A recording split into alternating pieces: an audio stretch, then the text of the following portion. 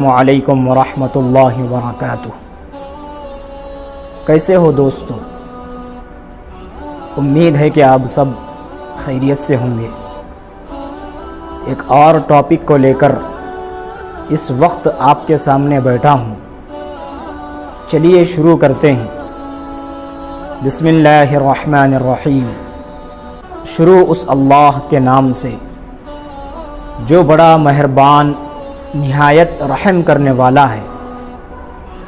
اپنی ٹاپک کو شروع کرنے سے پہلے میں آپ کے سامنے ایک قصہ سنانا چاہتا ہوں۔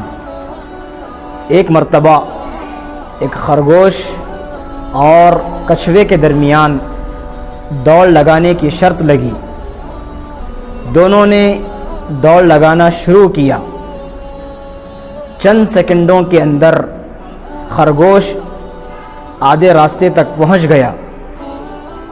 آدھے راستے کو پہنچ کر ایک درخت کے نیچے، ایک جھاڑ کے نیچے یہ سوچ کر سو گیا کہ ابھی کچھوے کو آنے میں وقت لگے گا، تب تک میں یہاں اس درخت کے نیچے آرام کرتا ہوں۔ کچھوا اپنی آہستہ رفتار کے ساتھ اپنی منزل کی طرف نکل پڑا۔ کچھ دیر کے بعد جب خرگوش کی آنکھ کھلی تو دیکھا کہ کچھوا اس سے آگے نکل چکا تھا اور وہ اپنی منزل تک پہنچ چکا تھا۔ اس قصے سے ہمیں کیا سبق ملتا ہے کہ انسان کو اپنی زندگی کے اندر کامیابی حاصل کرنا ہے اور منزل تک پہنچنا ہے تو اسے اپنے جسم کے اعتبار سے طاقتور اور مضبوط ہونے کی ضرورت نہیں، بلکہ اسے اپنے دماغ سے مضبوط ہونا ضروری ہے اور اسے اپنی سوچ کو مضبوط رکھنا ضروری ہے۔ خرگوش اگرچہ اپنے جسم کے اعتبار سے طاقتور بھی تھا اور بڑا بھی تھا، لیکن اس کی سوچ غلط تھی، اس کی سوچ کمزور تھی۔ کچھوا اپنے جسم کے اعتبار سے اگرچہ چھوٹا تھا، کمزور تھا، لیکن اس کی سوچ مضبوط تھی۔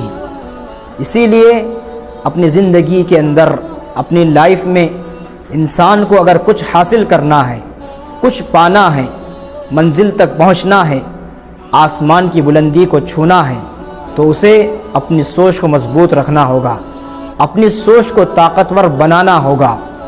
زندگی کے اندر کوشش اور محنت اتنی خاموشی سے کرو کہ آپ کی کامیابی اور آپ کی سکسیس پوری دنیا کے اندر شور مچائے۔ ایک چیونٹی اپنے منہ کے اندر اپنے سے بڑا دانہ لے کر جھاڑ کے اوپر چڑھتی ہے، نیچے گرتی ہے، پھر چڑھتی ہے، پھر نیچے گرتی ہے، بالآخر وہ اپنی منزل تک اور اپنے گھر تک پہنچ کر رہتی ہے۔ عربی کا ایک مشہور جملہ ہے، من طلب العلا سہر اللیالی۔ جو انسان بلندی تک پہنچنا چاہتا ہے، زندگی کے اندر کامیابی چاہتا ہے اور آسمان کی بلندی کو چھونا چاہتا ہے، وہ راتوں کو جاگتا ہے، وہ محنت کرتا ہے، وہ کوشش کرتا ہے۔ اگر تم سورج سے زیادہ چمکدار بننا چاہتے ہو تو سب سے پہلے سورج کے نیچے جلنا سیکھو۔ اگر تم سونے سے زیادہ قیمتی بننا چاہتے ہو تو سب سے پہلے آگ کے اندر جلنا سیکھو۔ آخر میں ایک بات کہہ کر اپنی بات کو ختم کروں، یاد رکھو جو انسان پانی سے نہتا ہے وہ صرف لباس بدلتا ہے، اور جو انسان پسینے سے نہتا ہے وہ اتحاد بدلتا ہے۔ السلام